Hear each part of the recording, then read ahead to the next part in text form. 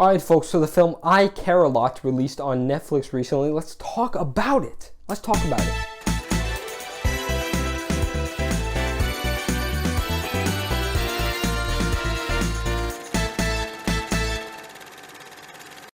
So if I could say one thing about this film, I would just say it's very stylistic, right? I think that's, it very much tries to be, and it's very overbearing a lot of the time. Rosamund Pike is the lead in this film, and I can just say she's very good at playing a sociopath, obviously, because she plays Amy Dunn in Gone Girl, which is one of my favorite films, by the way. Gone Girl is an incredible, incredible film, and she's good at it because she does it again here. She's so good at it that the Globes decided to award her with, not award her yet, but nominate her for Best Comedy Musical Actress. Fascinating stuff. So the score of the film is very synthy. I don't know if that's a word at times. And again, that's another thing, like the style. They go hand in hand, really. But very overbearing and even just, distracting at times.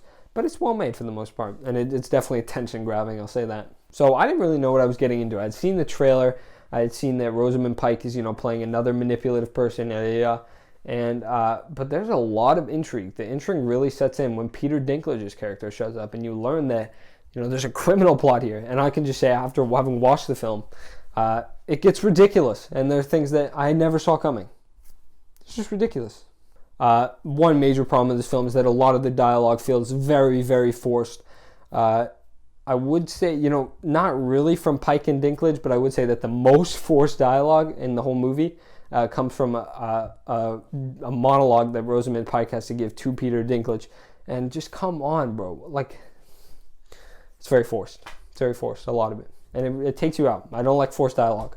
This film, is a comedy, obviously, at least a part of it. And it's got some very funny moments, It's a good at comedy. I noticed a few times in the film, at least two, if I recall correctly, that there are just scenes of film where, extended moments where two characters will just be having a conversation, no score in the background, no music, no ambient sound.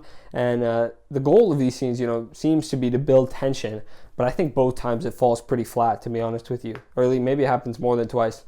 It just seems like they seem like they go on for really too long. A lot of things are repeated, and they don't build tension. They don't.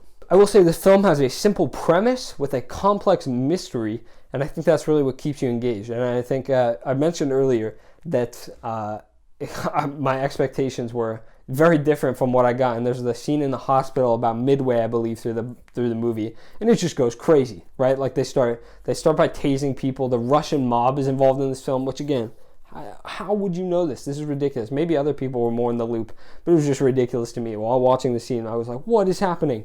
So they tase the guy, and then there's a shootout in the hospital with the security guard, and there's like actual blood spurting everywhere. Wild stuff. It was like kidnapping attempt, and it's just crazy. Your mind is like, that was an accurate representation of what my mind was like while watching that scene. And then one of the characters in this film is like, I don't know what his name is, but he's like a taxi driver or something like that. His performance is very off-putting. I'd probably say it's bad, but it's just a really, really odd performance. And then, as I said, I think Rosamund Pike's character here, I forgot her name. I know her last name begins with M. But her character is a lot like Amy Dunn, and I'm just wondering when the Rosamund Pike cinematic universe is going to begin. You got I Care a Lot, you got Gone Girl, maybe she has some other scenes, and Die Another Day, the Bond movie, she plays like a manipulative villain again, who's a twist villain in that one. So maybe you just need the Rosamund, when's it starting? I need it. And then you have two scenes in the film, both when Rosamund Pike tries to escape from the car that's underwater. She gets pushed underwater by some Russian mobsters, which I'll get to in a bit. And then also a scene at the end where they choose to put black screens, just cuts of black screens every other 2 seconds, at least in the car one. Later it's like every 10 seconds or something like that.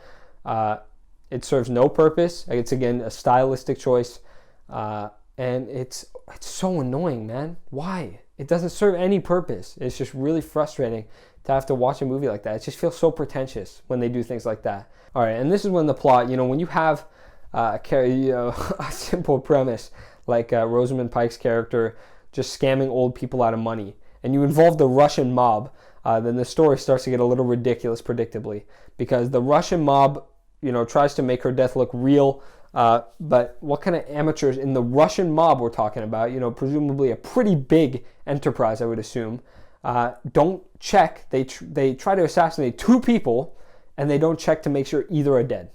So both live, of course, because that's how films work. You should know this by now if you don't.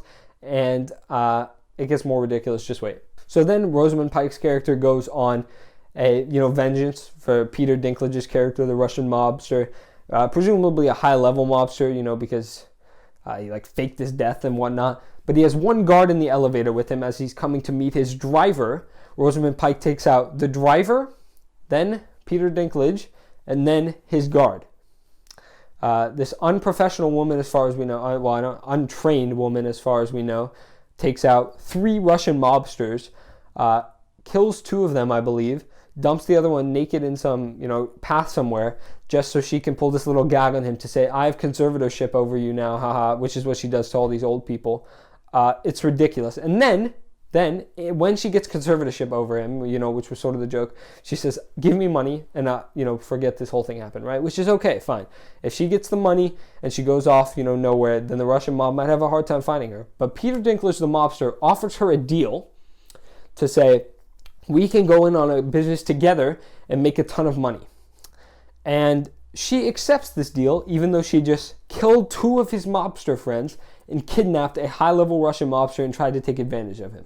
I don't know about you, but if I were in her position, no matter how much money I could potentially make if I go in on that deal, I would say no. Who in their right mind would say yes? Her, I guess, because she did. But, and then you have the ending, actually. So I write notes when I watch films, and I had originally written a happy ending doesn't seem right for this film because, you know, they go into business together and they start making money, she gets rich. And then I was like, you know, happy ending doesn't seem fitting for this film.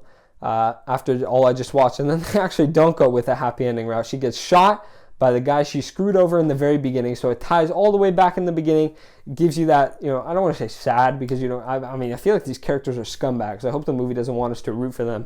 I think it just wants to tell an interesting story. But, you know, she gets shot, pretty bold ending, you know, for a film that I think was just trying so hard to make the film work out in her favor, that character. But I respect the film for that ending. So I question if I've been too harsh on this film because, you know, it's a fun romp with some story issues, the style really bothers me though, I have to say, because when you get pretentious like that, it just seems annoying. But I think a B is a fair score. Not one of my favorite films. Probably won't watch it again. There's nothing memorable about it, but it was a fun watch. I think that's fair. All right, folks. So that's my review of I Care a Lot. Subscribe, bell, bum, boom, ba, ba. I'll see you in the next video. Bye.